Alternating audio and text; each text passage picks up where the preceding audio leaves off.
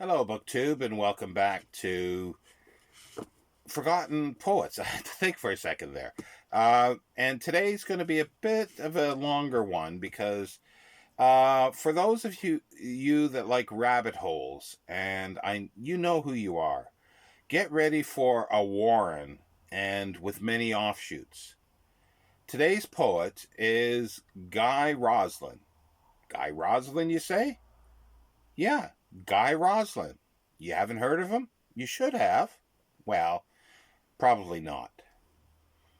It was a pseudonym of Joshua Hatton, and he lived from 1850 to 1920.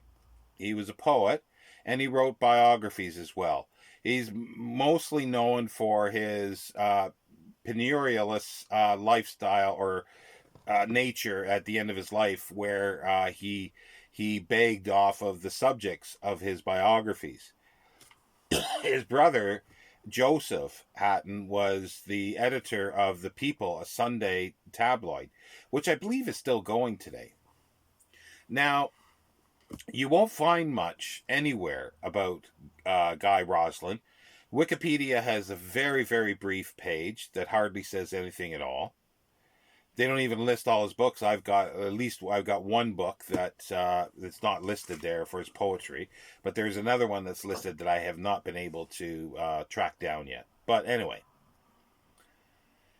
and I love his poetry. It's the words say one thing, but the poem says something else. And we'll read a few from each of the books here. But the first book I picked up was Village Verses, etc. by Guy Roslyn, published London, Moxon and Company, Paternoster Row, 1876. Now, the first there is a rabbit hole with the publisher as well. Publisher of all these, actually. But this one here, Edward Moxon, started a publisher. Publishing company. He published a lot of poets, Tennyson, Keats, and so forth. He married, I believe, if I remember right, the ward of Charles Lamb, and he had various. He had friends. He became friends with a lot of the authors, but he also was sued at least once for libel by a chartist. For libel, something that he did something. There's a whole story, I think, behind that. And then later, the publishing company was bought out by Ward Lock and Company. But his son, Arthur H. Moxon, started up his own little imprint out of that too. And one of these books is by that. And there are not many that he published under that imprint that I understand. But let's get back to the first book here. 1876. Now, I picked this up for £2. Try to find that for any money now on the internet, anywhere, and you'll be doing pretty good if you do find any copy. I think it has been reprinted by one of these places called Forgotten Books. It's like a facsimile print on demand thing. Now, this isn't a sort. Well, it says autographed copy on it, but it says autographed and then £2. Okay, it's not actually autographed. It's a inscribed to someone else, and it says, with the author's compliments, something thanks. I can't read what that is. And then May 76. So this was published 1876. The author is another poet, Alfred Austin, who died in 1913. He became poet laureate after Tennyson died, and then when he died in June 1913, obviously he gave up the poet laureate. But he lived in a place, his house was called Swinford Old Manor. And here's a book plate. Here's his book plate. Swinford Old Manor, A.A. Alfred Austin. And there's the inscription. Alfred Austin. Now, somebody else, do it this way. Somebody else came along later and thought, oh, a book that's inscribed from a poet to another poet laureate, I'm going to slap my book plate just underneath it. Anyhow, now Alfred Austin, as I said, I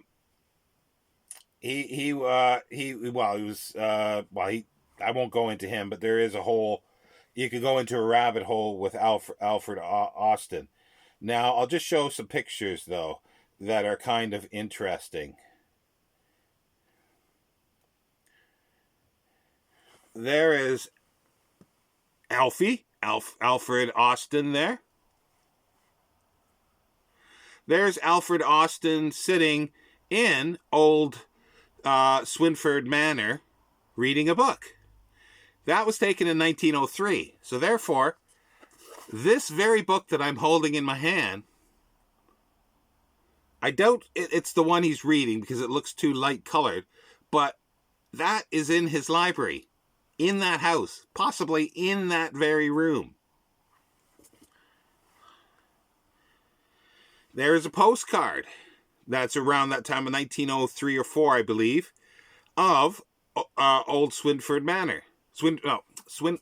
I get this wrong every single time. Swinford Old Manor. And then here is a Francis Frith photograph of the manor. That book is in the library somewhere in that house, in that building. So let's just continue on with reading at least one out of here, out of Village Verses. Autumn Rain. The mornings come with a chill, and mist by the meadow hedge. A cold wind creeps up the mill, and tall reeds shrink in the sedge.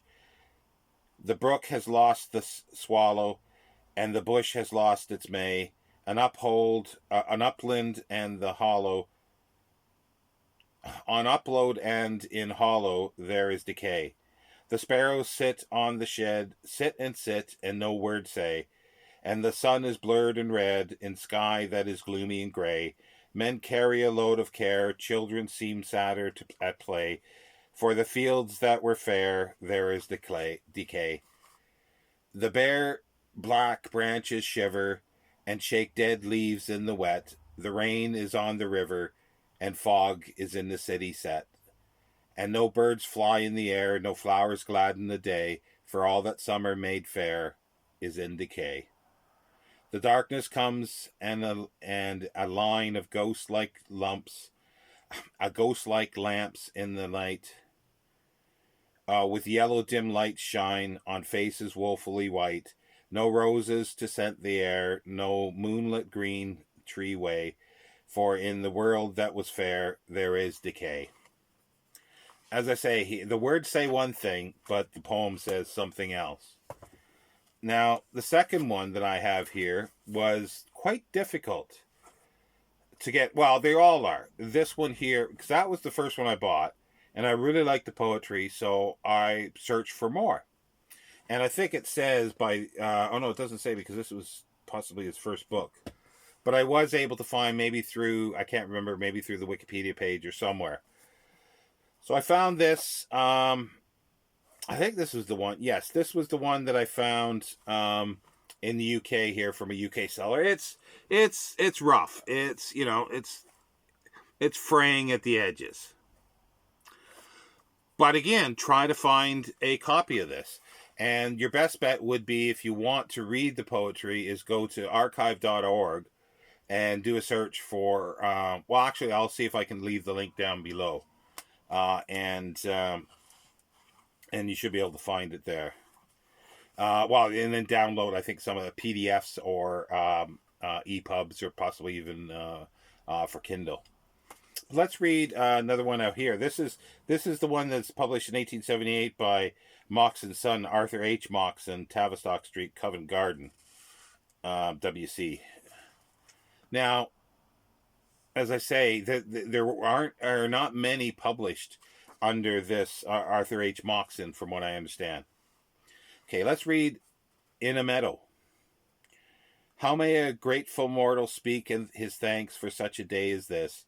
The rillet plays between a paradise of lilied banks, cool, sheltered by a million moving sprays, the early sweets of life that long had been forgotten in the darkened days of pain, come back to give old charms to each new scene, and withered hopes like trees grow green again. Midmost the leafage of the bending lane, half hid in shade, half shining in the sun, rumbles the heavy rocking farmer's wain, and after it barefooted children run to cheer the wagoner and reach the hay, plucked by the hedges, and old women sit to knit in silence and to nod away. The hours on cottage steps and noon light lit. Yeah, it just ends there, sorry. The hours on cottage steps with noon light lit. Now, the next one was the most difficult to find. I searched and searched and searched. There is a bit of sort of, it's been cleaned, but you can see where this lighting is terrible, isn't it? I don't know what's going on with it. But anyway, it's like some modeling, discoloring that was precursor to mold, but it's been well cleaned and any spores killed. It's Throughout the Year, Poems Old and New by W.B. Whittingham and Company, Grace Church Street, EC, 1886. And that's another very, very small publisher. Like, I even look on WorldCat, which is a World Library site, and I don't think anything comes up by Guy Roslyn nor Joshua Hatton. So he's basically a forgotten poet. And we'll read one from here, I think. New Days. Oh, fresh and fair young leaves of spring, what shall I do but weep or sing?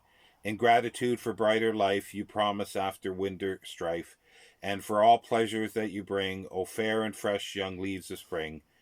O new and sweet birds of the spring, that through the long warm days will sing. I would that you could know how dear you are to me that give you fear, could know my thanks for joys you bring, O sweet and new birds of the spring, O gentle spring, or gentle spirit of the spring, breathing in each new living thing. I would that I to thee might raise in thankfulness some fitting praise, but for all blessings that you bring, my words are weak, O gentle spring.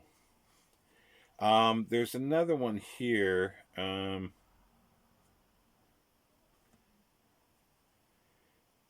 me see if I can find it. Sorry, there was another one that I wanted to look at. I probably won't be able to find it, so.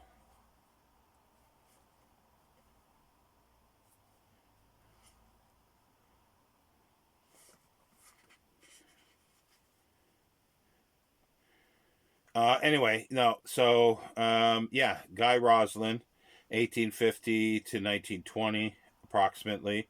It's, according to Wikipedia, it's unsure of when he actually died, and it was reported in 1921. So, saying that I guess he was 70 years old that he was dead. So, if he was born, obviously, in 1850, he would have died at 70 years old in 1920. Yeah, I can't find the other one. But yeah, so that is your forgotten poet for today. And in some ways, it would have been a good candidate for Hours in My Library. So this is sort of a doubling up this week in many ways. And as I say, there's so many rabbit holes to go down there of Alfred Austin, like how did, what's happened to his library and that kind of thing. How did it get in here? I do have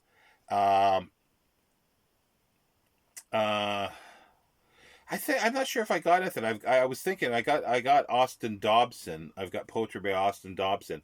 I don't know if I've got anything by Alfred Austin. But that will be something that I would like to look into, and maybe even get more books from his library. That would be kind of cool. But yeah, so good luck if anybody finds anything more. And I know there's a few there that like going down rabbit holes. And as I say, this is a bit of a warren of rabbit holes, not only by the author, but by, who owned it, the publishers, and just the fact that you can't find these books anywhere. And they're not listed in WorldCat library catalog. At least I couldn't find it. If anybody else does turn up a information, I'd love to know. And like I say, I did look several years ago, and I just sort of came up a cropper, a blank with it all, and left it there. Anyway, I will talk to you later. Thank you, BookTube.